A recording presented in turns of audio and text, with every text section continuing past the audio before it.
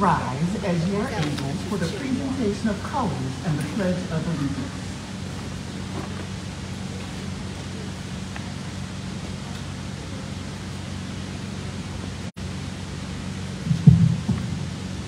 Scouts attention. Color guard attention. Color guard advance.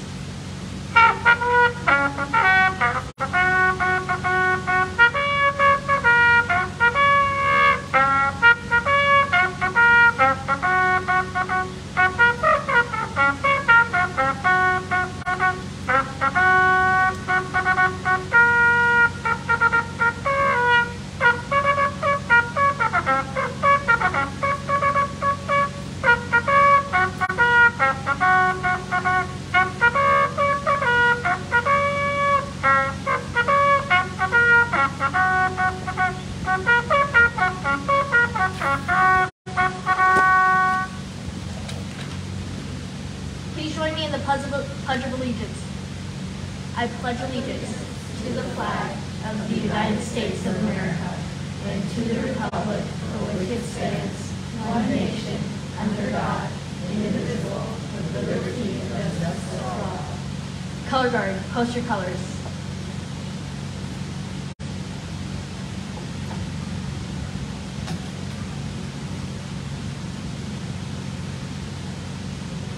Color guard, salute your colors.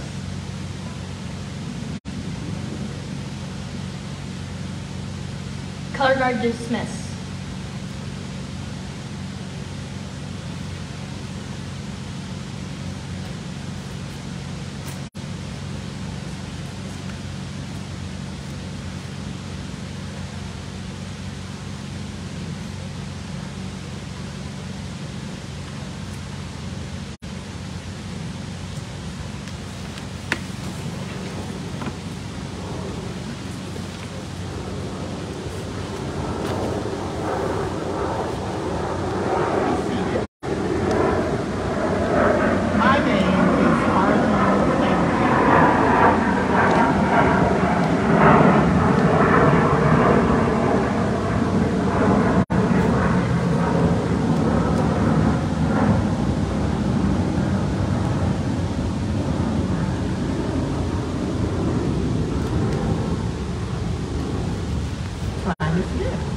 My name is I'm a professor of special education and chair of the Faculty Senate at the University of the District of Columbia.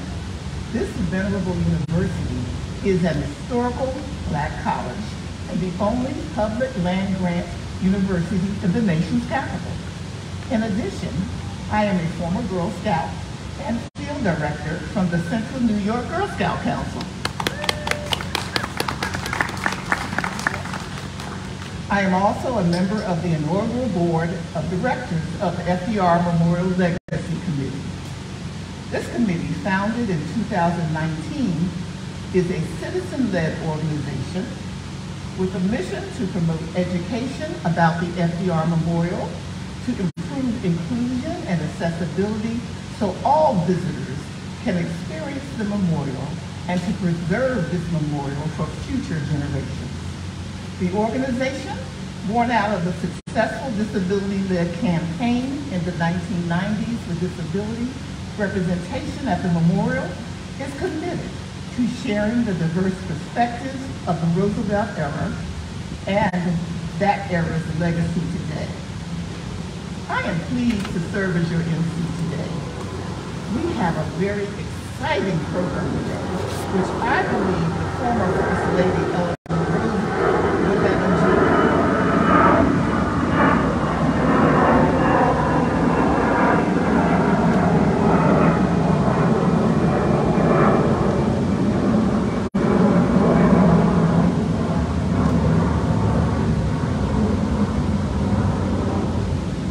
Our theme is the power of friendship, and we are fortunate to have with us Girl, Boy, and Cub Scouts from the Washington area.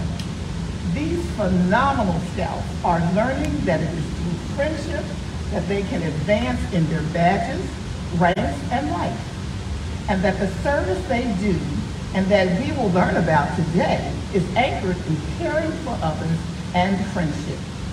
I am pleased that Tracy Roosevelt will be with us today to share some thoughts on her great-grandmother on this occasion. We are looking forward to hearing from you. Service, friendship, and care for others is something that's very important to Eleanor Roosevelt, and the friends she kept reflected that.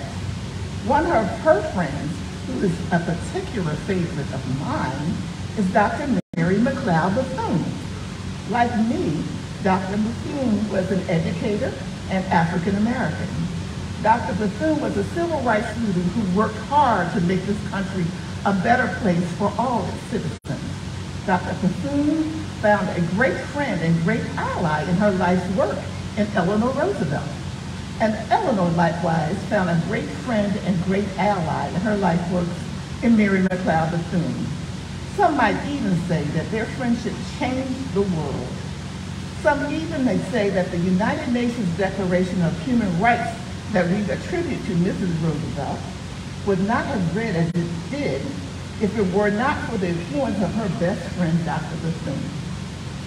They shared so many accomplishments and the foundation of their unique friendship, two people who were friends first. People who saw beyond the differences through true nature of each other, and like all friends would do, pushed each other and inspired each other to be the best people they could be. I'm lucky to have friends, some of who are here today, who are here that do that for me. And I'm looking forward to hearing from the young people today on how friendship inspires them in their service as Boy and Girl Scouts. I would like to introduce to you an amazing leader, the co-founder and executive director of the FDR Memorial Committee, Mary Dolan, who will share information about the organization and introduce a special speaker here today. Mary?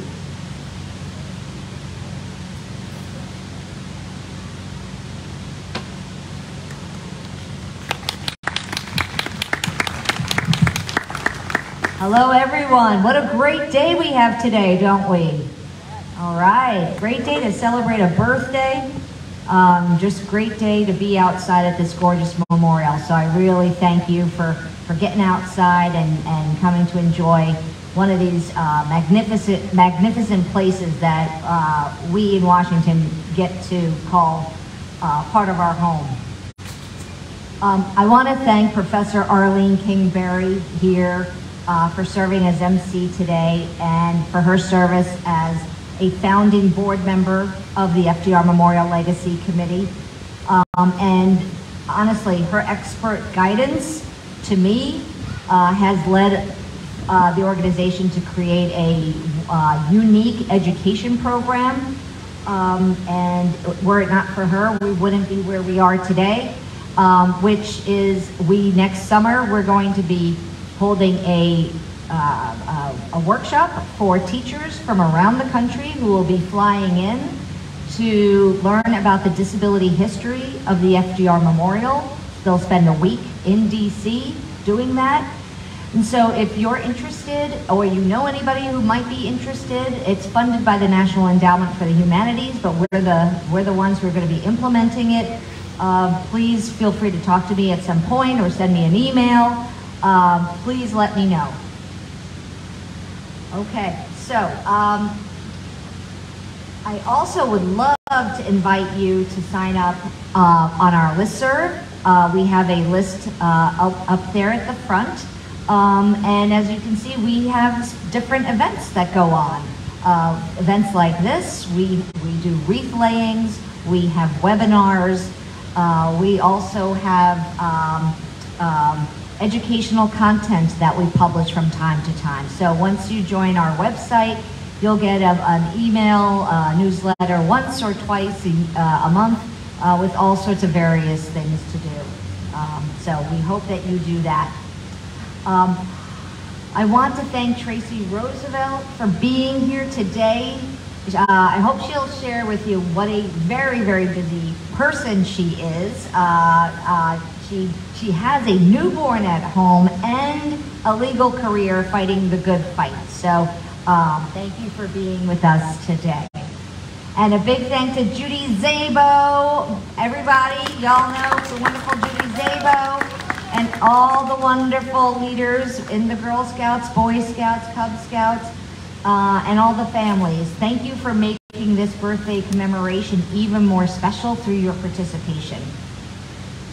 Finally, I want to acknowledge that the land that we are now on and on which this grand memorial rests is the traditional territory of our indigenous communities.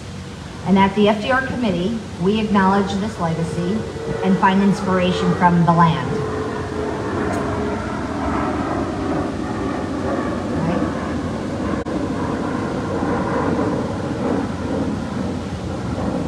Today we have something very special to present.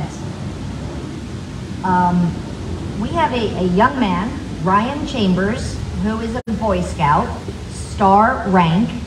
He's from Lorton, Virginia, and he attends South County High School, where he is on the crew and wrestling teams. He's an active member of Boy Scout Troop 688. And has been very involved in welcoming new scouts to the troop. So you see that theme there of friendship there? Ryan is working on becoming an Eagle Scout, which is the highest rank that you can achieve in the Boy Scouts. And I know of a few folks who've gotten Eagle Scout, and it's, you know, it is very serious, and it takes a lot of time and commitment. So we are thrilled that Ryan has decided to spend some time with us today to do something that he needs to do in order to move along in his journey to becoming an Eagle Scout.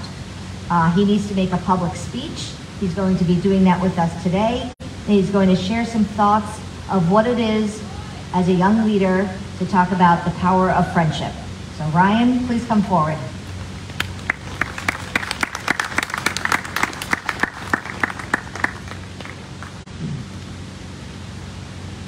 I'm a brat, a military brat that is, and in about 2 weeks, my dad will retire from the Army after almost 35 years of service. My mom retired this summer with 20 years.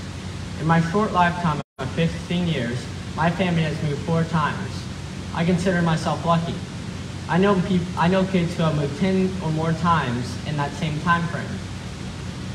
Frequent moves can make it difficult to make friends in scouting, or make and keep friends. Today's technology does help. I have friends across the country that I play online video games with. However, having friends online is very different from having friends in person. One of the main things that has helped me with our moves is Boy Scouts. It doesn't matter where you move to, scouting stays the same. It's the same program, the same requirements, and it provides stability in your life despite all the military moves. I started Cub Scouts when we lived at Fort Rucker, Alabama, and continued when we moved here to Virginia. I didn't know anyone when we arrived, but quickly made friends through scouting. I did stay in touch with my scout friends from Rucker, and now one of those scout friends is in my Boy Scout troop here in Virginia. One of my scout friends from here moved to Florida, but since moved back to Virginia, and we're still good friends, and recently competed in a tabletop tournament together. Scouting friends has opened up new horizons and encouraged me to participate in things I might not have thought about doing. Last year, our troop went on a scuba diving adventure to BSA's sea-based facility in Florida. I've never thought about scuba diving before. By supporting and encouraging each other, we learned how to scuba dive together, worked together as a team out on the trip, and had an amazing adventure. Another way we helped each other is through Eagle Scout projects. Helping someone at their Eagle Scout project when it's cold and rainy outside might not be my first choice on how I want to spend my Saturday, but that's what friends do for each other. Achieving Eagle Scout is a huge accomplishment. I've helped my friends at their projects, and I know that they will do the same for me. I want to see my friends succeed, and I know they want the same for me. It's these friendships made through scouting that has given me a sense of connection, support, and understanding since Boy Scouts is Scout-led. The sharing of time and experiences at our scouting events deepens our connections even more. Being there for each other in good times and bad improves our self-confidence and self-worth. We're able to raise each other up and help each other become more successful in whatever we decide to do. Thank you.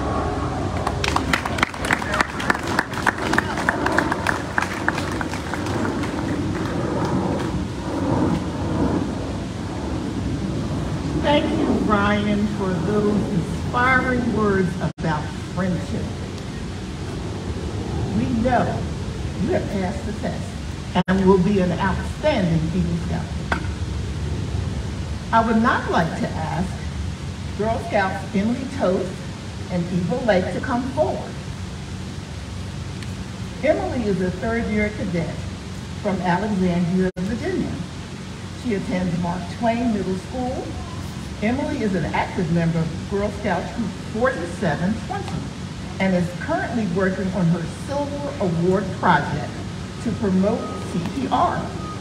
Emily will share some words about the relationship between the Girl Scouts and Eleanor Roosevelt. Eva Lake is a second-year cadet from Alexandria, Virginia. Eva attends Mark Twain Middle School, where she is the Spanish language in the Spanish language program. Eva is an active member of Girl Scout Troop 4720 and is also working on her Silver Award project to promote feminine hygiene in elementary schools. Eva will tell us about Special Take Action Project, which focuses on caring for both the environment and the mental health of community members.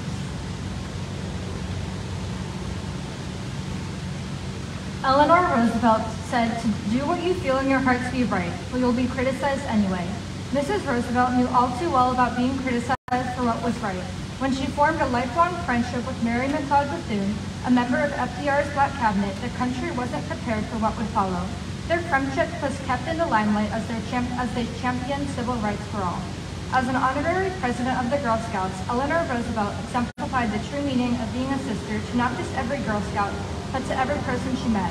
Whether that was through speaking out to end injustice or continuing her legacy through the Scouts, Mrs. Roosevelt was a shining example of sisterhood that inspires us today. Part of being a Girl Scout is showing sympathy to all and rising up against inequality.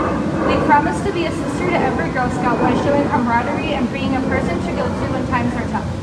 We support each other through the good and the bad, just like Eleanor Roosevelt. The Girl Scouts always held a special place in Mrs. Roosevelt's heart, and today we celebrate her legacy and the importance of being welcoming to all. I encourage everyone to take a stand and fight for what you believe to be right, just like Eleanor Roosevelt and Mary McLeod Bethune. For when we are kind to others, we are kind to ourselves in return. Being a friend is more than being there when you need something. It is being there for others without thinking about how it benefits you, only how it benefits the world. For in the words of Eleanor Roosevelt, many people will walk in and out of your life, but only true friends will leave footprints in your heart.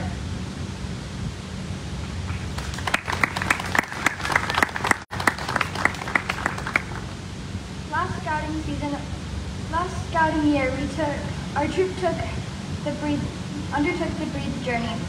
We used all of our senses to learn about improving the world's air quality, as well as to balance out time to breathe.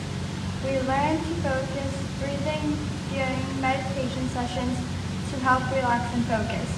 We learned that lavender is a calming scent that will help us to relax when we are stressed. We learned that eucalyptus helps us to get moving.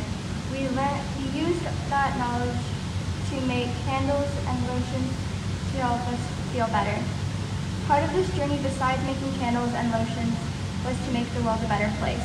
Each year, Girl Scout troops are asked to take action and do something that will make a true difference in our community. And we've learned that by having a house plant will clean the air of carbon dioxide in our houses.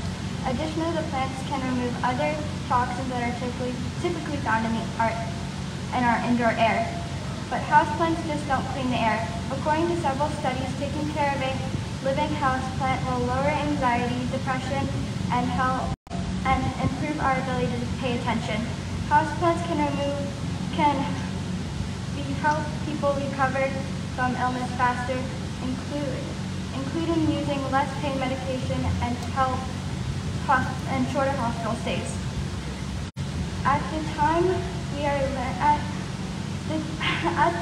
are learning about the importance of air to help us balance our lives. There were many new stories about the effect of mental health as we come out of our COVID lockdown and return to schools. Many of our fellow students' mental health has been impacted by the experience over the last few years, and we know we need to help everyone with our Take Action project to be able to create their own clean air. As our troop, we planted over 100 plants and gave them to members of our community. We gave plants to neighbors with a kind note of "we care." We gave plants to office workers returning to workplaces with a note explaining how this plant can help clean the toxins out of the air. We made notes of friends our age struggling with suicide and depression and let them know that they are not alone.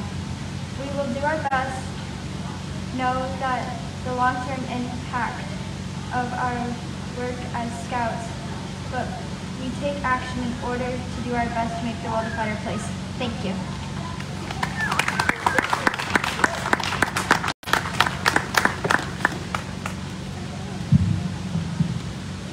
Thank you, Eva and Emily. Wonderful, wonderful. Now, the moment we've waited for, I have the wonderful opportunity to introduce you today to Tracy Roosevelt, great-granddaughter of Eleanor and Franklin Delano Roosevelt.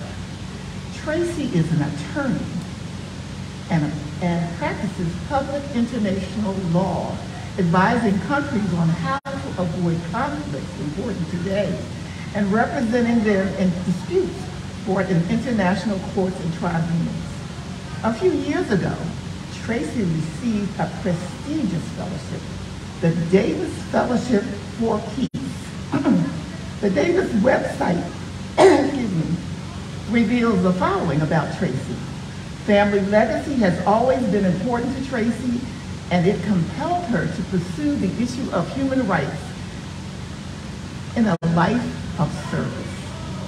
If she was still alive today, Eleanor would undoubtedly have taken her great-granddaughter aside, instructing her, as she purportedly did with all women in the family, to be involved in public life. Tracy hardly needs the encouragement. She heeded the ancestral call from the start.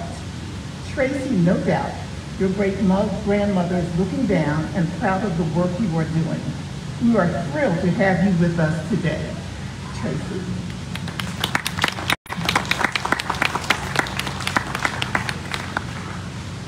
Thank you, Professor Kingberry.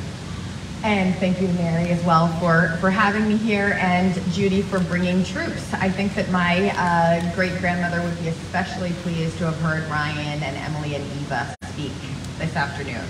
So good afternoon to everyone. I especially wanted to thank you for being here to celebrate Eleanor Roosevelt's birthday. It's something that would be nice for any First Lady, but it's especially nice for Eleanor. As many people know, she had a very hard childhood. Eleanor's mother was extremely hard on her. She criticized her as not being beautiful enough. In front of her friends, she would taunt her and call her granny, saying that she was old-fashioned and ugly. Eleanor found some solace in her father and her relationship with him. He was much more loving, but he too had vices. He had substance abuse and depression problems and died before Eleanor was 10. So did her mother. Shy and alone, Eleanor did not have many friends. However, instead of retreating into herself, something changed for Eleanor when she was gifted the strength that comes with friendship. At age 15, Eleanor was sent to a boarding school in England. It was very privileged that she was sent to school there. But she, an introvert with low self-confidence, gained something immeasurable there. far from home, the headmistress of the school, Marie Silvestre, saw something in Eleanor. Maybe her intellect, maybe her need for love. And she became both her teacher and a mother figure, and ultimately a good friend. I'm going to pause.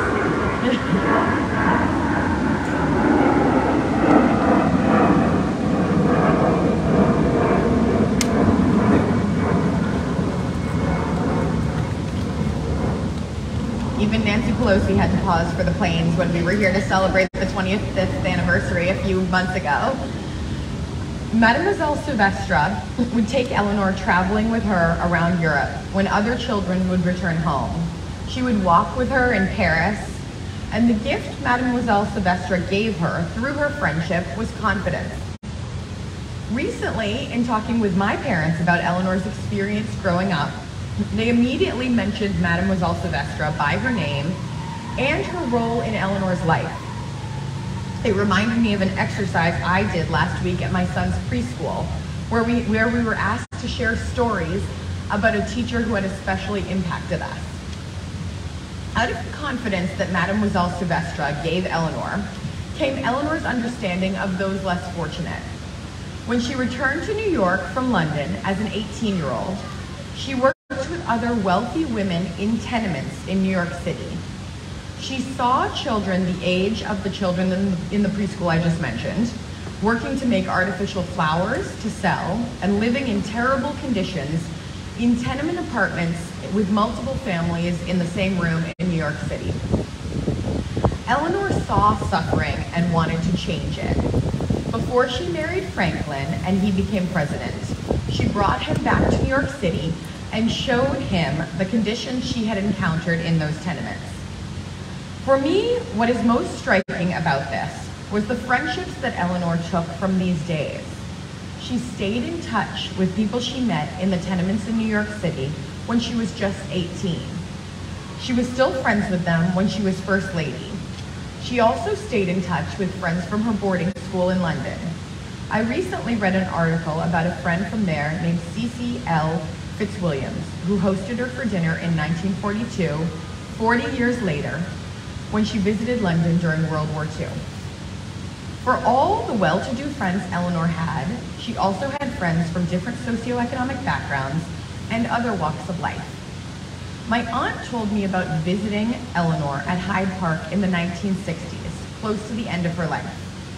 At her dinner table would be famous professors and politicians whom she'd met with that day, and also perhaps people who sat near her on the subway that day, or who she met in town at the market. She made the time to listen to everyone at the table, and really everyone she encountered. She understood that people of all walks of life had value. In her spirit, I ask you to remember that as you grow older. In my own life, where I practice international law, representing countries in international courts, I meet both politicians and government officials, and also everyday citizens protecting their countries. Each time I meet someone in another country, no matter how different their life has been, I'm struck by how underneath they are just like me and my family. I think Eleanor understood this, that there is a universality of people and that friendship can both bridge divides and extend among people from different backgrounds. As you work on your friendship, scouting badges, and go through life, I hope you will remember this and take a little bit of Eleanor with you. I understand that there's now some important certificates to hand out. I would like to ask Judy Zabo, leader of Girl Scout Troop 4720, a Gold Award Girl Scout, 2020 Outstanding Troop Leader of the Year in Northern Virginia, congratulations, and the chaplain for Boy Scout Troop 688 to come up.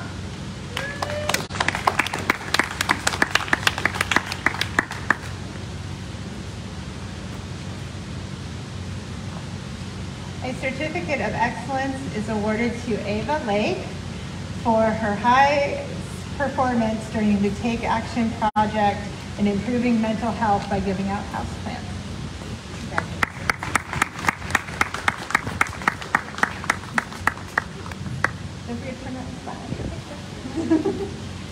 A certificate of excellence is awarded to Moira Pasa for her participation in the Take Action project.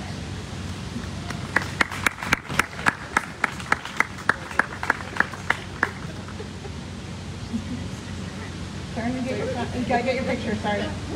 Over there.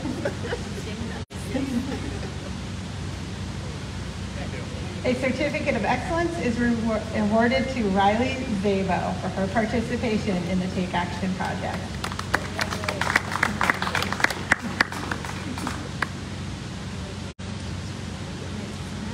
Turn and smile. And a certificate of excellence is awarded to Emily Toth for her participation in the Take Action project.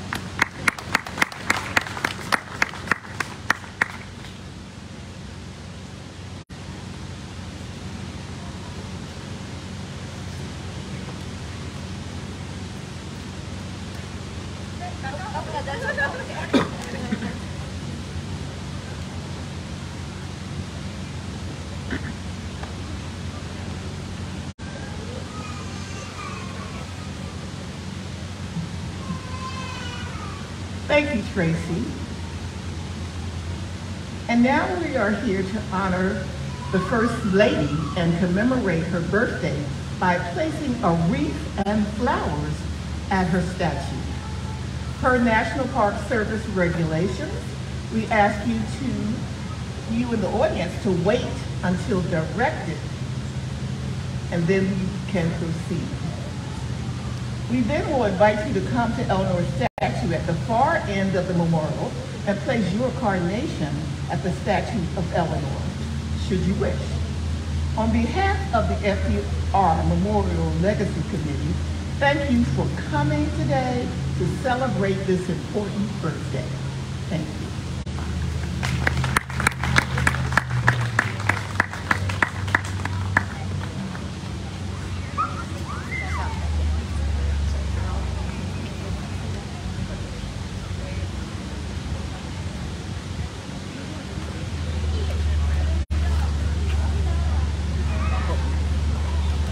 Yeah, so you can cut that, and can you give her a hand with the wheelchair? 1 second.